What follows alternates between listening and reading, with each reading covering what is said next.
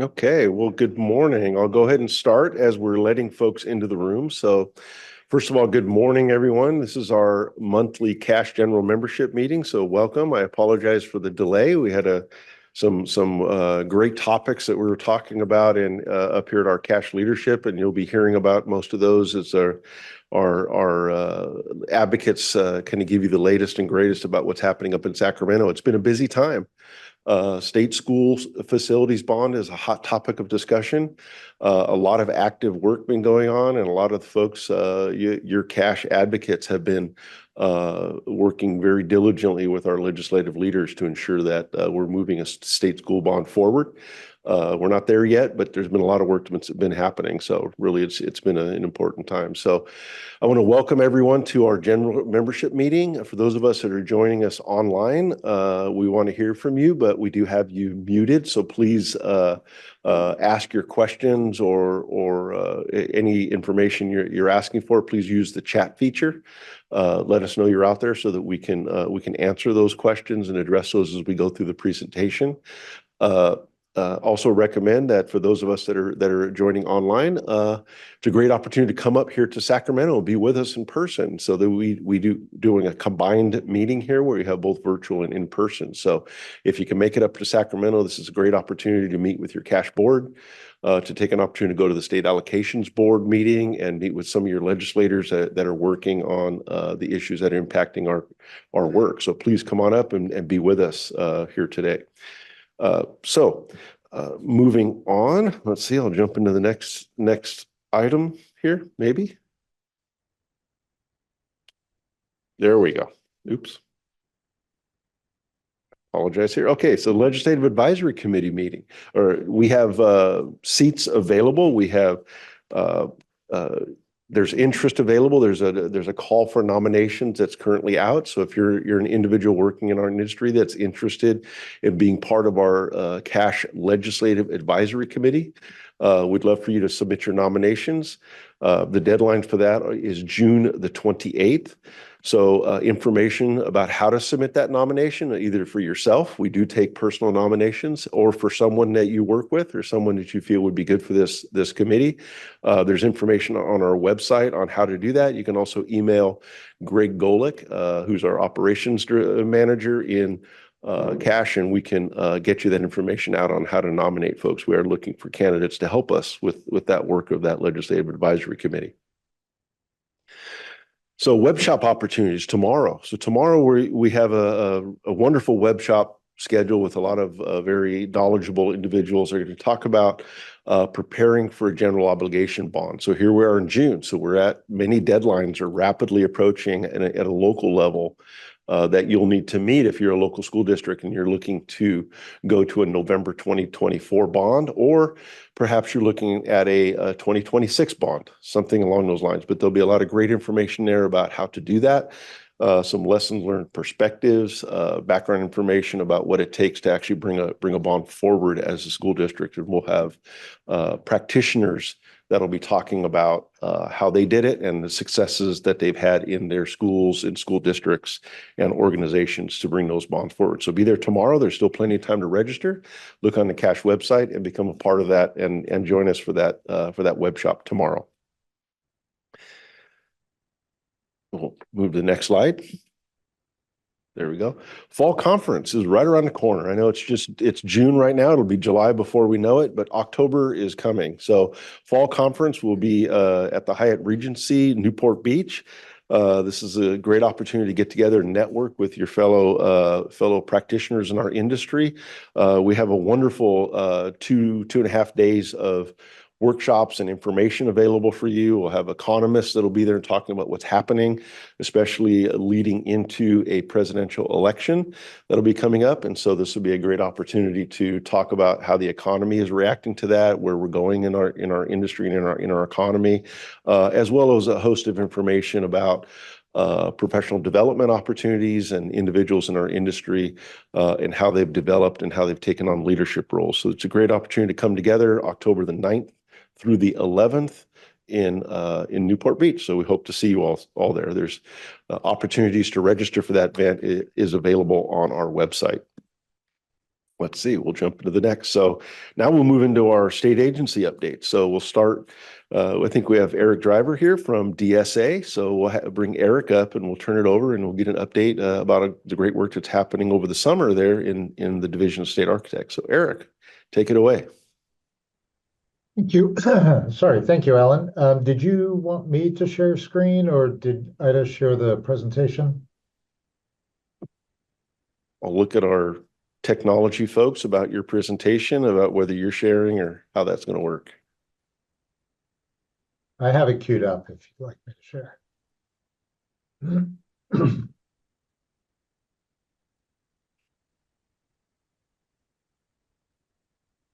I think you may have sharing rights now, Eric, so you can bring up your presentation. There we go. And I presume you're seeing it? Yep, we can see your presentation now. Okay, great. So again, just a quick introduction. My name is Eric Drever. I'm principal architect at DSA headquarters, responsible for architectural codes and policies. Many of you I've met at various cash functions, but if I haven't met you, please feel free at the next function to come on up and meet with me and ask any questions you may have. So this is just a pretty brief update on things that are occurring at DSA and some legislation. But in terms of project reviews, our current this is a few graphics showing what our current or what the fiscal year project reviews look like in terms of cost, project cost. You can see we generally do have sort of a swell in the winter months in preparation for summer construction, and that's certainly no different this year. A little bit of a drop in June. I would anticipate that rising again sometime in August or September again, keying off of the summer construction months, looking for plan review in the middle. So certainly DSA remains busy and hopefully are turning over the projects in a timely fashion. In terms of project size, right now a lot of our projects are sort of smaller projects. So there's a lot more of them, but there's smaller in terms of project cost. You can see that a majority of the projects that we see come in the range of 100,000 to say $5 million in project valuation. And that makes up a lion's share of the projects we review. We really don't have too many really large projects going on currently. In terms of what we can expect for July, we are a little bit light that first week of July, but then it starts to grow, depending on region, of course. As we get into the middle of the month, the projects for the month or for the week of July 14th through July 20th might be the starting to crest, and then the following week, Sacramento certainly has a few more. And Sacramento does tend to be one of the larger. San Diego also receives the majority of our projects, and then Los Angeles and Oakland tend to generally follow a little bit behind those in terms of quantity of projects. Moving on just kind of quickly to some legislation. Alan, you mentioned that it is a busy time of the year. This is actually a piece of legislation that already passed and is in statutes of 2023, SB 515 Stern, relating to shade structures, but it applies to only freestanding open-sided DSA pre-approved shade structures, and that's some of the language in the legislation specifically, but limits the path of travel to 20% of the adjusted construction cost. Certainly, extreme heat and climate is also a big topic this year, and in addition to budgets, but we continue to see legislation being proposed to combat some of the climate issues and the extreme heat issues across the state. This is one of those early pieces of legislation, and certainly hope that DSA can assist in that, implementing that legislation. AB 1572 Friedman relates again to some climate issues, but relates to potable water and non-functional turf, and defines non-functional turf as turf that's non-functional. And in other words, it's ground cover that's located in a recreational use area or community space, turf that's enclosed by other barriers and permanently precludes human access for recreation is not functional turf. So the definition includes some sort of anti-definition as well in there. Defines recreational use as an area designated by an agency to accommodate foot traffic, recreation, either formal or informal, such as sports fields or playgrounds. And then it prohibits the use of potable water for irrigation of non-functional turf beginning in January 2028. So the reason we highlight this bill is that once signed and the effective date comes around, it will be important to have planned for that in your designs, limiting non-functional turf. In the image to the left, there's various elements of turf in the upper left-hand corner of the image. That's quite possibly an area of functional turf. Certainly the islands in the parking area would be considered non-functional turf and should be minimized or irrigated with non-potable sources. The area just sort of at the upper right-hand corner of that parking area, that could probably go one or two ways and could be considered by that governmental agency as being either non-functional or functional, because I believe it does sort of accommodate some element of could be recreation while folks are waiting, but certainly a gray area in the legislation there. But the upper left-hand corner, I think, is probably pretty clear. Yeah, a quick question I have about that, Eric, is Sure. who's the deciding factor in that? Is that my architect of general responsible charge, or is that the state agency? Who determines what is functional and what is not functional in their designs? Yeah, so in that this is proposed legislation, DSA really hasn't determined finally how we would make this legislation specific, and we'll be considering that moving forward. What it does say is that as designated by a governmental agency, so that might give weight to the school district in that decision. How that's ultimately approved as part of the improvement plans come 2028 is yet to be determined. Okay, thank you. Yeah, you're welcome. AB 306 has to do with housing projects, employee and faculty housing projects, and exempts DSA review and construction oversight for those types of housing projects. Projects are public housing. They should be noted that they are public housing and housing at a place of education under the CBC, and that includes single-family housing. We have recently issued PL 2401, which is a policy document relating to this, as well as AB 358, which is another related piece of legislation that was passed and relates to actually student housing. So I would highly suggest that you review the policy and understand the implications of either having DSA review it, which is the choice of the community college or college or university, as or if you choose not to have those housing projects reviewed by DSA, then certainly the local jurisdiction will have their requirements that in terms of their project submittals. So certainly look at PL 2401 if you're interested in that policy or have projects that would be affected by that. Yeah. A quick comment here, Eric, and I think this is important, is this statute doesn't exempt review. It just exempts you from having to go to DSA. You still have to go to your local authority having jurisdiction to get that approval. So that may mean your local city or county or what have you. it doesn't exempt review. It just exempts the project from having to go to DSA, correct? Correct. And you very well, every local jurisdiction, of course, has their own policies and procedures and ordinances that you may end up being required to comply with. We feel one of the benefits of DSA review is consistency and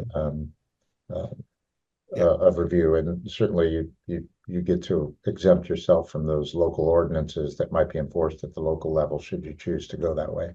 Yeah, and then the second part of that question is it doesn't preclude us from still going to DSA with that project, correct? Correct. Yeah. Okay. Absolutely. Sustainability plan review. We've recently changed the GL4 into what's now called the DSA 403C. The goals of that is to provide greater support during the pre-application meetings, greater compliance of the requirements, and understanding of the challenges in the implementation.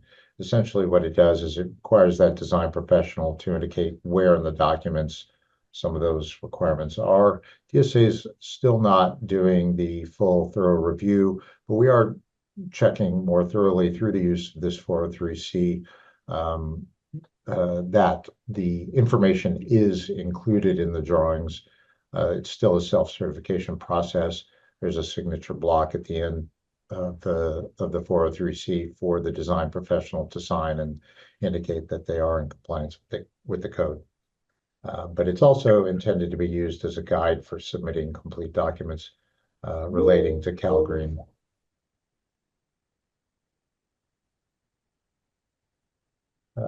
We do have a suite of IRs relating to EV existing buildings, and that consists of IR EB1, which relates to just an overview of existing building regulations that was issued back in March of last year. IR EB2, which relates to the conversion of non-conforming buildings, that was issued in May of last year. EB3 is an evaluation and design criteria report. So that report that's required by regulation should the alteration exceed the limits indicated. IR EB4 relates to the rehabilitation required by cost, and IR EB5 is by scope. And then there's EB6, which is the voluntary seismic upgrade clarifications for existing buildings. Certainly, as part of IR EB4, you should take a look. One of the more recent changes to those IRs is the incorporation of an estimate template. I know that we, for quite a while, were receiving comments relating to the way in which existing buildings were estimated and the alterations were estimated. And so we're trying to streamline, or I guess streamline and clarify for consistency what type of estimate should be provided. And an example of that is here to the right, and of course includes just some general project information, but also includes the types of general cost information that is required to be submitted. And if there are any questions to this, certainly reach out to your regional offices, and they can help direct you. These are fairly general in nature, but also detailed enough to ensure that there's a fair consistency in estimating. Coming up in the supplement, the 2022 supplement, which is effective July 1st, 2024, is the overarching subject of the allowance for all-gender multi-user restroom facilities. It's not a requirement, it is an option. It's an exception to what historically was a prohibition or a requirement to separate sexes. in in multi-user restroom facilities. It allows for the replacement of a urinal with a water closet, meaning if instead of using urinals, you may use a water closet. That also didn't exist in the code previously. But it does require that all fixtures are in privacy compartments, and that includes urinals, should you choose to use urinals. And then it does provide an authority having jurisdiction exception to that privacy compartment. We recognized and heard comment from schools that in certain instances, the supervision was critical to the implementation of that program. And so a privacy compartment certainly creates some issues with supervision in those types of spaces. So it does allow for that exception, and DSA would not prohibit school districts from using that exception. So a question, Eric, on that one. Is there any information about what is the definition of a privacy compartment? It does describe floor to ceiling. The original, so that the plumbing code provisions that were adopted for this supplement were in anticipation of the model code, including similar language. And we did coordinate with them during the process. However, towards the end of their development, they included some standards that had not yet been reviewed nor approved, and were contrary to our early language, which required floor-to-ceiling partitions. And so in the 2025 triennial, we are aligning with the model code, which now will allow all-gender multi-user, but sticking with the floor-to-ceiling requirement and an authority having jurisdiction exception to that requirement. Okay, thank you. Yeah, you're welcome. Certainly from a design standpoint, there are cost implications of floor-to-ceiling, and some of those are mechanical or fire alarm based, fire sprinkler based issues that become necessary if you do floor-to-ceiling. Yeah. Go ahead. Just my experience having been through that discussion locally, there's a host of issues both ways. Both there's supervision improvements and supervision problems with going floor to ceiling as well that get introduced. And so just, recognizing that, I think that that's something that's going to have to be a locally developed kind of, decision on what your standards are going to be as you move forward. Absolutely. And again, DSA does not thoroughly review for plumbing code, as you may know.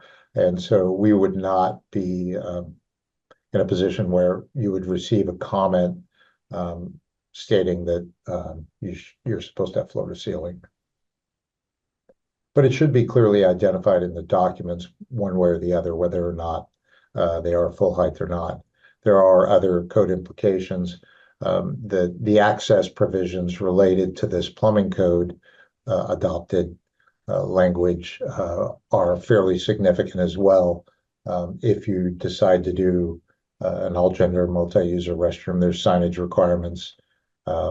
Certainly the size of the stall, there's an exception in a urinal compartment that allows you to have a smaller urinal compartment if you don't do full height.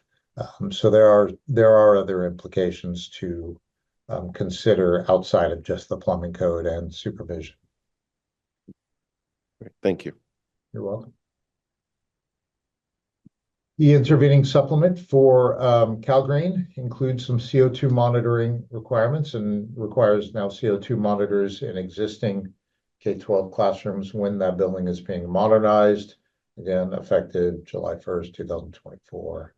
EV charging is now broken out into separate requirements.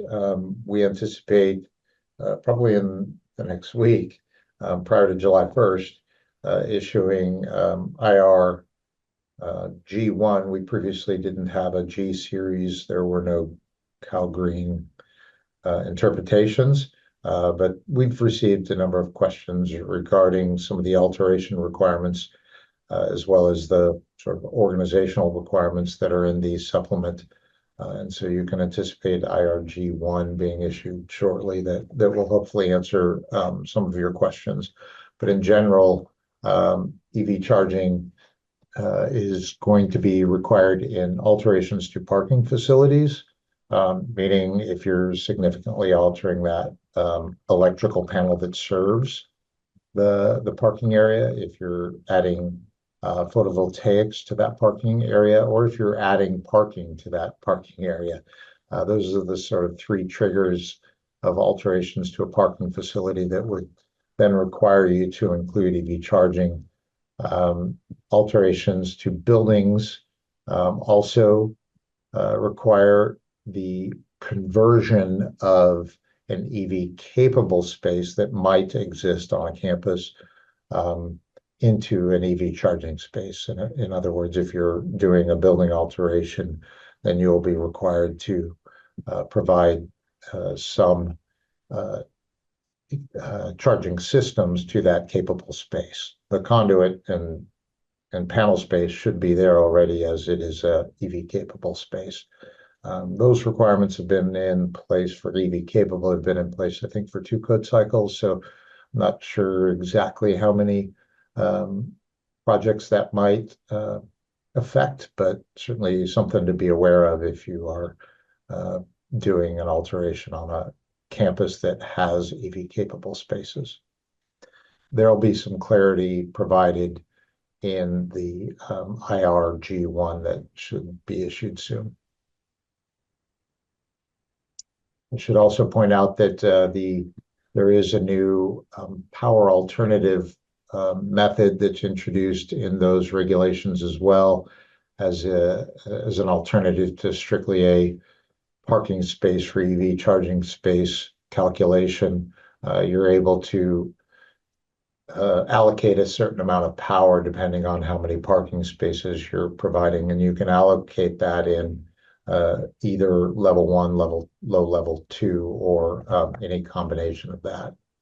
We really wanted to make sure the regulations were focusing and emphasizing the ability to provide low level charging as opposed to high level charging, which tends to not really be appropriate in most school settings, because you end up possibly interrupting educational sessions with students and staff. One of the bigger changes or additions to CalGreen is relating to carbon reduction regulations, and allows or applies to projects consisting of 50,000 square feet or greater floor area, and whether that's a new campus with several buildings as an aggregate or a single building project that is either adding square footage that ends up at 50,000 square feet or larger, or is a new building that is 50,000 square feet or larger. It has three pathways to possible compliance. You can either, if it's an alteration or addition, you can use the building reuse, which simply put allows you to calculate the amount of square footage that you're retaining the primary structural elements and the enclosure of, and show compliance in that way. These are mostly going to be self-certification calculations that are required to be on the drawings. The second path is whole building life cycle analysis, and that's more of a performance-based analysis. There's some free software that can be utilized that captures environmental product data sheets and provides those sheets depending on what types of materials are being used. Design professionals are pretty familiar with that, in that these are requirements that have been in place for LEED for many years. So in terms of school districts, you should be aware that that's coming, and to make sure that that's covered in your contracts with design professionals. And then the last path is a prescriptive path.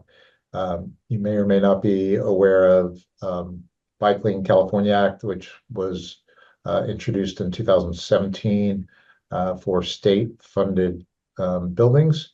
And DGS managed the collection of EPDs, and then in cooperation with CARB, Air Resources Board, they set maximum thresholds for materials, which did not include concrete. It included primarily steel, mineral wool insulation, and two types of steel, mineral wool insulation, and float glass.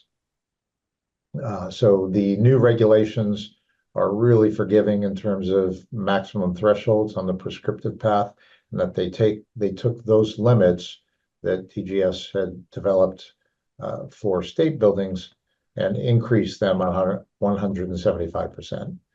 We've heard from industry through the creation of these regulations very consistently that much all materials on the market will meet these.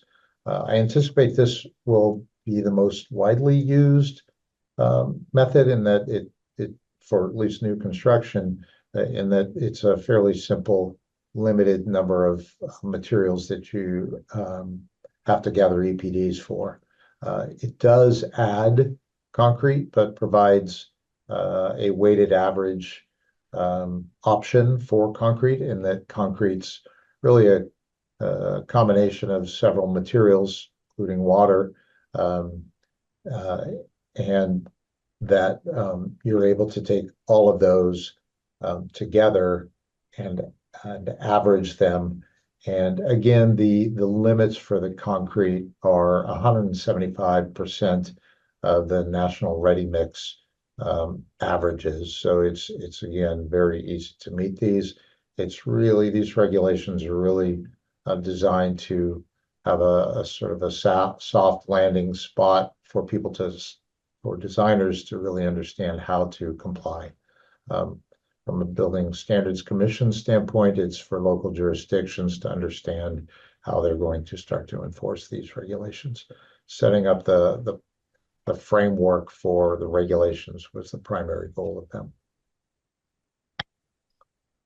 We are in the middle of the 2024 triennial adoption cycle. We have submitted a 45-day review, most of our regulatory packages, and are looking forward to the 45-day public comment period, for which I would invite everybody to make sure you review the proposals and comment. Certainly trying to continue to emphasize transparency in the process, and get as many voices commenting on those proposals as possible to make them the best as possible for all parties. You can go to the Building Standards Commission's webpage. They have a rulemaking webpage, and you can follow, depending on topic, the various proposals. So green is in the Code Advisory Committee meetings have occurred for the most part. We do have building, fire, and other occurring in July, and hospital facilities in July. And I'm not remembering what SDLF was for. TSA doesn't have any proposals, I believe, unless that's structural. That could be structural. So you can expand on those accordions and gain the information that's associated to those advisory committee meetings.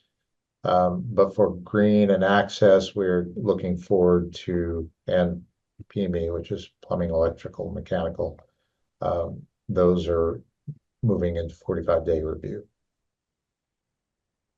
We continue to expand the DSA Academy.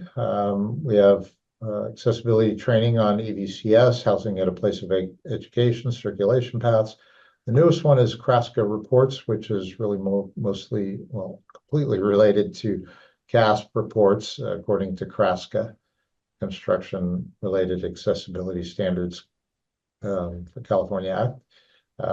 And we have some sustainability topics on all electric schools, California, or Kitchen of the Future for green schoolyards. We have some structural safety topics related to the code amendments, and we will be posting some CalGreen embodied carbon regulations training as well. And that is presentation. Great. Thank you. Thank you, Eric, for that great update for all the work that's happening up at DSA. So I'll take a moment and kind of scan around to see if there's any questions for you. I'm not seeing any online, so I guess you'll get off here, Eric, and I appreciate the update and the wonderful partnership that we've had with DSA. And so have a wonderful summer if we don't talk again. So Absolutely. We'll see it. We'll see it cash annual at yes. least. So Okay. So now we're going to move to the next element. We have OPSC. We have Brian Lepask from OPSC that's going to come up and tell us about what's happening today. I think we have a board meeting today. Right, Brian? Yeah. Good morning. Thank you. Yeah, just a few updates today. Hope everybody's doing good. It's been a busy week at OPSC. We're still monitoring Assembly Bill 247. Don't really have any updates beyond what Alan mentioned. I would note that we noticed that it moved out of appropriations suspense file and over to the Senate rules. So it seems like it's progressing. We'll see what happens with that. So we're just monitoring it and looking forward to hearing exactly what happens with that and how all that pans out. So we'll continue to look at that, as I'm sure most of us will be. Quick budget update. Assembly Bill 153 and Senate Bill 153. Those are some companion budget trailer bills. They were amended June 22nd, I believe, to officially remove the proposed SFP funding for the 24-25 budget year. That was, I think, it got cut down to 375, and then it was removed. And then it also removed the intent to provide future funding for FDK. So that was kind of made official. I think we all saw that coming in the May revise, but those bills reflected that. We do still anticipate that our existing bond authority will last through the end of the calendar year. So that hasn't changed, and we'll make sure to keep everybody appraised of that. But that's basically where we're at right now. A couple other things to mention. We had a stakeholder meeting earlier this month for some cleanup language for our facility hardship and seismic mitigation program regulations. We're going to have another meeting coming up, and it's actually going to be a two-part meeting. We're going to have the continuation of the facility hardship and seismic regs, just a few other little changes that we made, and we got a little bit of feedback from school districts that we're going to incorporate and discuss.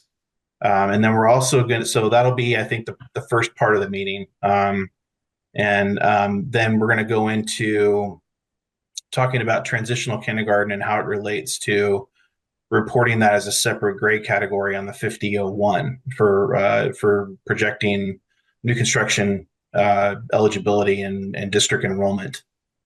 So we're working hard on that. It's been an interesting process, to say the least, and I don't mean that like in a weird way. It's just been really educational for me personally. I gotten a much better understanding of how all the calculations work on that form. I don't think a lot of people really truly understand how they work. So it's complicated. It's very complex math. So really looking forward to getting that out there and getting all that vetted and out in front of everybody's eyes to look at and get their brains thinking about it. So we'll have announcements on that meeting soon. We don't have an exact date yet, but it'll be coming up in the very near future. And then another public meeting separate from those two topics is going to be second round modernization. Gotten a lot of activity on that, and we've generated a lot of really good scenarios and examples that we're looking forward to bringing forward and vetting with everybody too. So we're developing that as well. Our plan is to just outline several different scenarios or examples that we've seen, and how we've been handling them and what we think what the statute calls for, and then possibly some I think likely some regulation updates that would, I think, just promote what the statute already sets out and just kind of clarify some stuff about timing and some other things. So it's another meeting I'm really looking forward to. We're working hard on developing that and getting that to a place where we can really present that and have a beneficial discussion for, I think, for all of us. So really looking forward to. I love those kinds of meetings just because we get to talk with the field really candidly, and we always get a lot of really good feedback and suggestions. And so we're definitely looking forward to partnering with all of you on that, and moving forward with some really good rules that are fair, and hold everything down that we're required to hold down. And so those are coming soon too. I don't know exactly on that one either, but it'll be also in the near future. And then kind of going over to OPSC Online, there's a couple notes I wanted to mention on that. We sent out a survey link on, I think it was June 12th or 13th. I think it was the 12th. And there's an online survey that we put out. The purpose of that is to get feedback. We have most of our functionality in OPSC Online now, the vast majority of it. This next year, we've contracted to really promote enhancements to OPSC Online. So things that you think could be improved. We also want to hear about things that you really like, so we can maybe carry those same concepts over to other areas. Any kind of feedback at all that you have, we'd really be interested in that. And that survey will be open through July 12th. So you still have a couple weeks to go in there and share your thoughts. I would encourage you to do so. We're definitely going to be looking at all of them, and we'll be considering everything. So if you do have some ideas about how OPSC Online could be improved, and like I said, whether it's things that you really like that work really well for you, we would love to hear about that. So please do take some time to share it with us. I don't think the survey takes very long. It may be 15, 20 minutes at the most.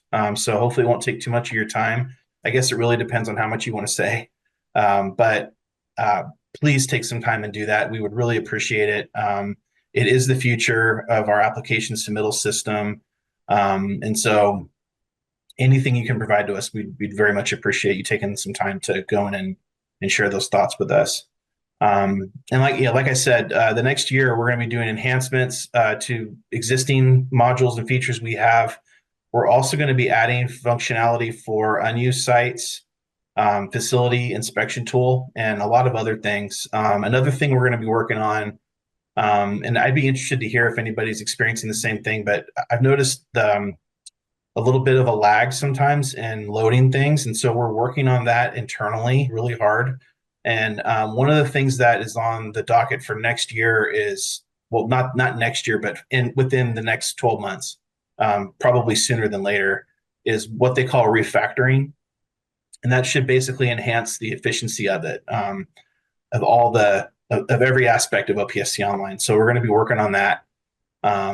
So just wanted to share that with you. There's a few upcoming things that we're going to be including that we don't have functionality for right now, but the vast majority of the stuff we need is in there already. So looking forward to hearing all your thoughts on that. And like I said, if you need that link, you can email me and I can send it to you. But you have until July 12th. If you're signed up for our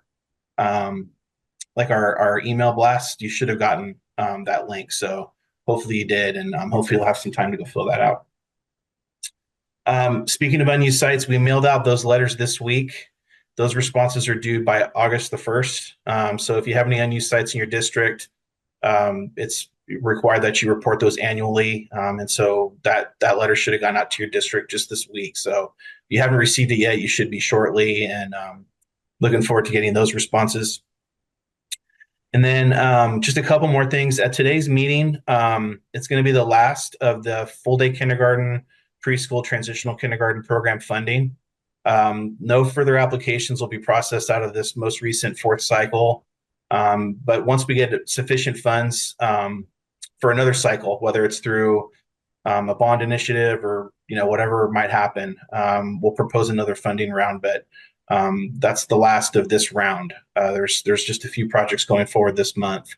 And then I just wanted to note that the regulation changes we made related to project completion timelines appear to be helpful. We've gotten several requests in the last month, and there's actually 5 extension requests in today's agenda. So we're glad to see that. I'm glad that's helping, and that's the kind of thing we like to see when we make changes. So that's good news. And then the last thing is that just a reminder that we will have no July meeting. The next meeting after today will be in August. I believe that is, let's see, August the second here. Should be August the 28th. So that'll be our next meeting after today's meeting. That's all I had today. Thank you. Okay, thank you, Brian. Your comments about the loss of the general fund dollars and the final appropriation of the kindergarten school grant just really kind of underscores the need for a statewide school bond, right? And AB 247 is that vehicle that our organization supports. And I know there's a lot of activity happening, but for those of you listening online and those of you that are working with school districts and others, there's still opportunity for you to voice your support of the need for a school bond. So continue with those letters. If you've already sent letters and contacted your legislator, thank you. But if you haven't, there's still time. Reach out and let them know your opinions about why we need a school bond to continue the great work that many of us have done for many years. So your comments really underscore the need that we need to continue to support the school's program moving forward. So thank you. So with that, it's a great segue into bringing up our cash lobbyists. And I think we're going to start with Rebecca or Nancy. It looks like we're going to start with Nancy Charez Espinosa is going to come in and talk to us about some of the work that's happening up here in Sacramento on the legislative front. So Nancy. Thank you, Alan. Good afternoon. It's afternoon. No, it's still good morning. I'm going to kick it off with a little bit of context first. Thank you, Brian, for delivering the budget update part of the information I was going to provide. So lots going on in the state capitol, budget, the legislative calendar, and of course the work on the bond. So just to wrap up the budget piece, yes, unfortunately, there was no news, no change from what we expected to happen, which was the SFP and the full day kinder program funds being swept in anticipation of a bond in November. Elsewhere in the budget, I'll just briefly mention education was relatively held harmless, which took quite a bit of doing and quite a bit of creative accounting. So with the budget bills that have been passed so far, and there's still more work to be done, Prop 98 is going to be suspended. However, they are dipping into the reserves and essentially committing to repay over about 12 years the $6 billion hole that is created this year, which is the alternative to clawing back funds we have already spent. So fuzzy math and all, we very much appreciate K-12 being kept whole and not having to deal with retroactive cuts. Let's see, that is all I'm going to say about budget. And with respect to the legislative calendar, they're very, very busy right now. We're in the season where bills have to meet their policy committee deadline, which is next week on July 3rd, which is the date that the legislature would like to go on its summer recess, which is about a month long. They come back in August 5th. So bills need to be approved by the policy committee, sometimes one, sometimes more than one, by next Wednesday. And then when they come back from the summer recess, they have to be approved by the Appropriations Committee, and then they'll be heard on the floor, all in advance of the end of session, which is meant to happen by August 31st, a little sooner in the second year of the legislative session, because we're all eager to get out and work on things that are on the ballot. I'm going to mention just a couple of bills that I've been working on. They both pertain to impact fees, SB 937 by Senator Wiener and AB 2729 by Assemblymember Patterson. Both are concerning, and Cash is opposed to both. They would delay the collection of impact fees from certificate of compliance, which is the time when when developers submit their application for a building permit.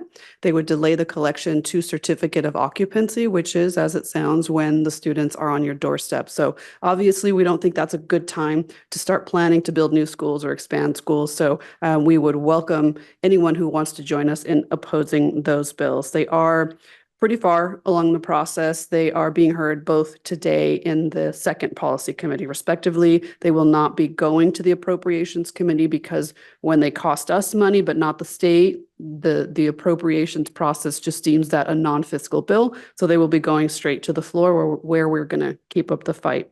And with that, I'm going to toss it to my colleague. I don't know if Ian is going. Yes, we'll go straight to Rebecca. Hi, everyone. Happy Wednesday. When we talked last month, we were looking forward to this day and really tomorrow to have news on the school bond. We're going to have to wait just a little bit longer, though, as Alan and Brian have alluded. We're getting really close to that final bond bill. We're very confident that there will be a school bond on the ballot in November of 2024, and we're waiting to see what those details will be from the negotiations between the administration and the legislature. Deadlines for the legislature are funny things. So we were working towards a deadline of tomorrow. That deadline has been pushed to next week, Wednesday, July 3rd, that date that Nancy mentioned that the legislature is working toward for the current round of activity on their bills. They're also applying that to measures that they may put on the ballot in November. So that's now the date that we're looking towards.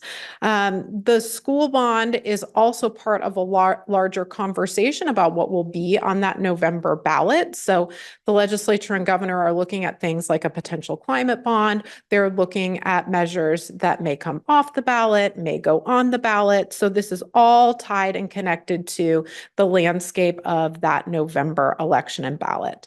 So some of the issues that are still to be determined, we're still waiting to find out what that final dollar amount will be for the bond. Cash is supporting $14 billion. That's what's currently in AB 247. That's what we believe is needed in order to meet our needs over the next few years.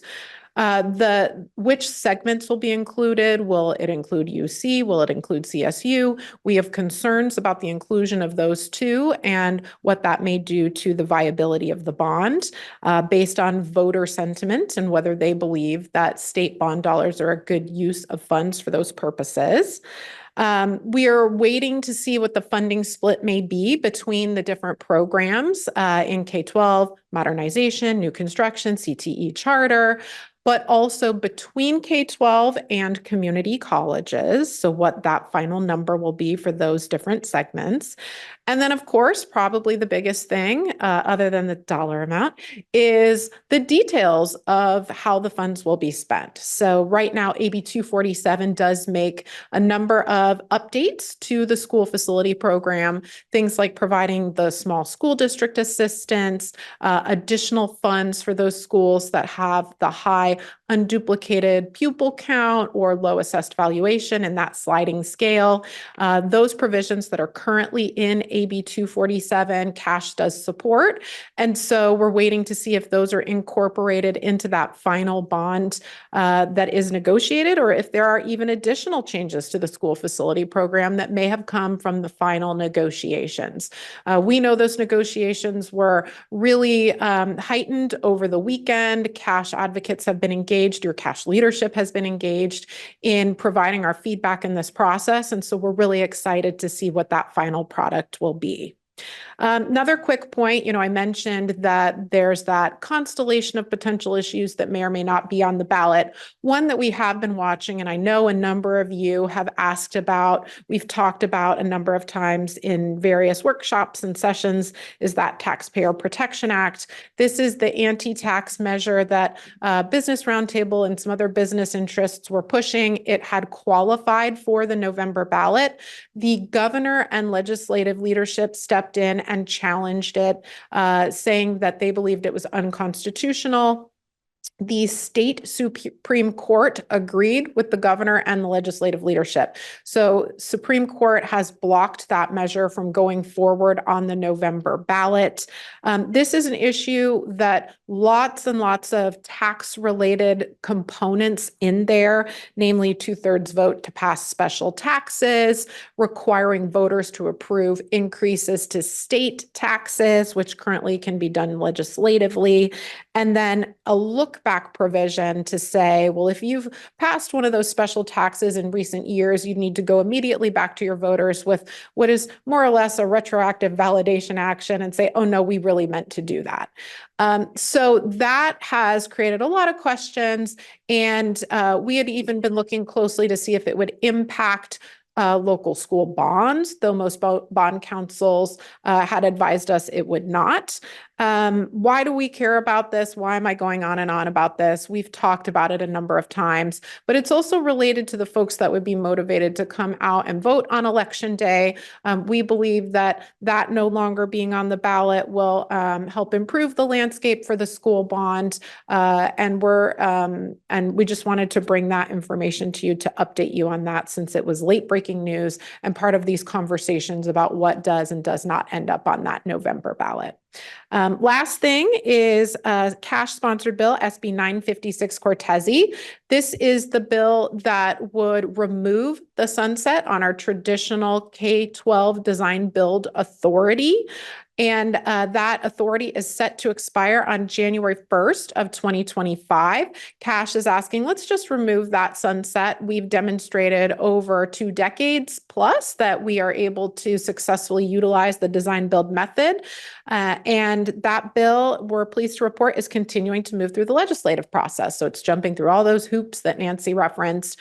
Right now, the bill is sitting in the Assembly Appropriations Committee, waiting for its hearing there. It was passed unanimously by the Assembly Education Committee recently. And I want to thank your Frank Camarda from San Juan Unified, one of your cash board members and your chair of the Legislative Advisory Committee, for his impassioned testimony at the Assembly Education Committee, really representing cash very well, and sitting at that microphone with those folks on the dais looking down at him while he made the argument for the bill, did so very successfully, and that bill is continuing to move through the process. So we're excited. And with that, I'll invite my colleague Ian to come up. Thank you. Thanks, Rebecca and Nancy. Yes, Mr. Camardo is a natural, so we definitely appreciated his time and energy on that. I know we don't have a whole lot of time, so I'm going to basically talk about, update you on one bill. As you know, we're following a lot of bills related to water quality, extreme heat, and green schools, security, door locks, all these types of bills. But we just had a legislative advisory committee and dove into those. So I'm just going to focus on one bill that we're, and certainly myself is putting a lot more energy into, and that's AB 2149 Conley, and it has to do with requiring positive door stops on gates of a certain size and a certain weight. Of course, Cash knows that there has been issues with some of these gates at schools, so we're not against focusing on the issue. We think the safety issue is legitimate, but this bill takes a different kind of a statewide approach, and it says basically all door locks, including schools, have to be inspected every 18 months and then retrofitted with these positive door stops and report to your local building department.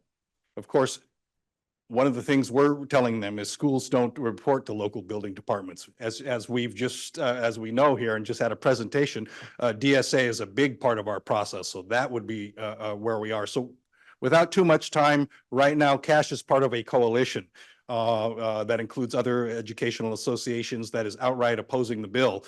But what we're doing is we're saying this is a legitimate issue to take a look at. Why don't we approach this from a regulatory perspective? We look at building codes.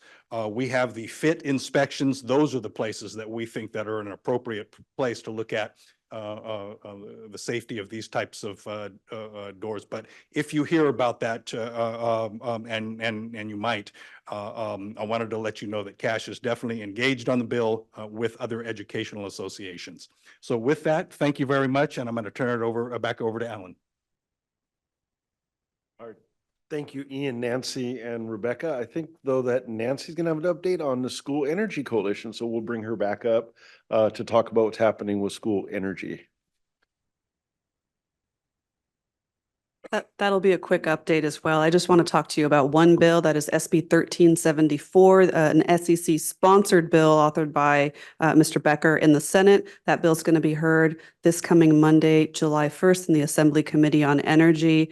Critically important to the future of schools. That those solar generation projects that we are now going to be mandated. Of course, we do that because we want to be part of the solution, but we also do that because we need to control our energy costs. And unfortunately, the PUC did some things late last year that make that financially infeasible and therefore would take a bigger hit out of our general fund. So we really need to pass this bill so that we don't have to quadruple our energy expenditures in the future and take more money out of the classroom. This is the little bill that could. So far, it is up against significant opposition, but we are going to continue to push that fight as far as we can.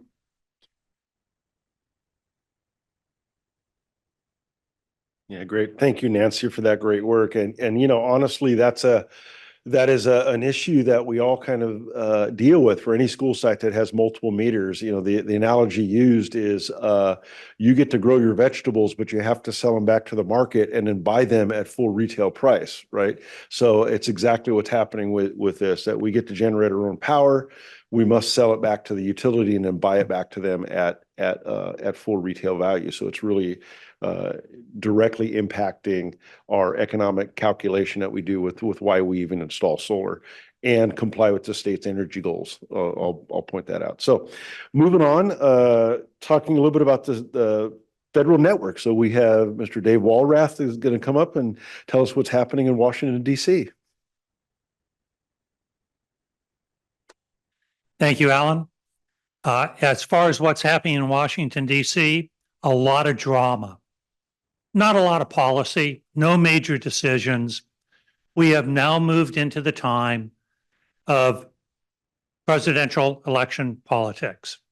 So there'll be very little going on over the next 4 months. Unlike in California, when we're doing bills, moving them forward, making major policy, that will occur at the federal after the election. Expect a lame duck session then.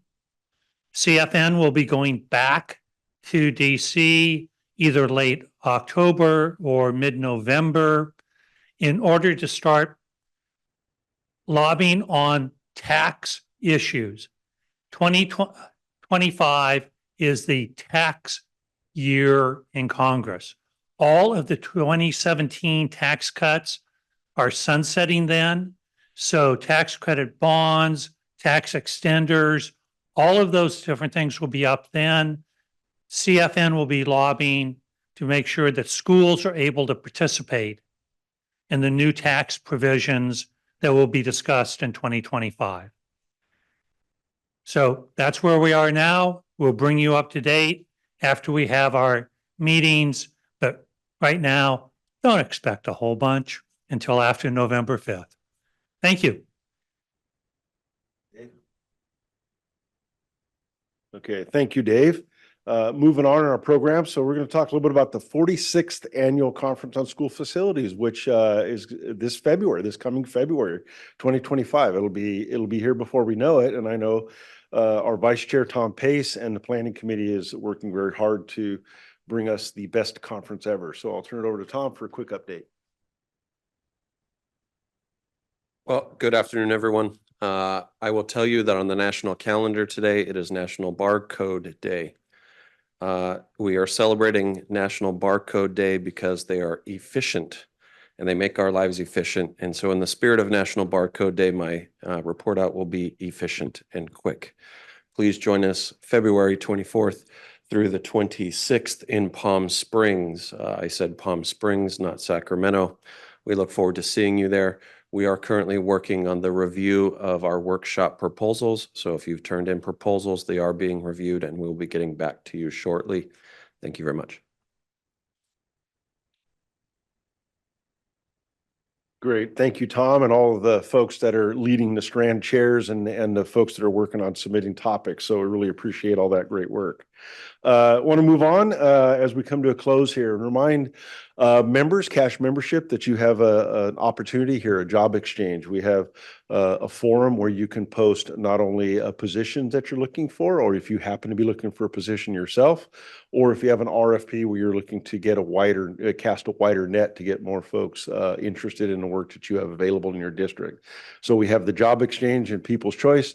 Take advantage of that as a cash member, where you can get your solicitation out to many more eyes. So that's an opportunity for you. So we'll move to the next slide. So as we come to a close, so our next Cash Day will be held 100% virtually. So it will be on Wednesday, July the 24th from 11 to 12:15. So recommend everybody tune in, and there'll be some great information. This will be July, so we'll know a lot more about things like school bonds and other bills and things that were happening over summer, as we begin to understand more about what some of these changes may or may not be.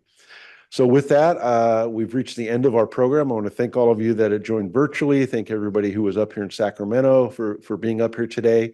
Appreciate you all being engaged and learning more about our profession. So thank you all. Again, have a great rest of your day, and be safe. Thank you.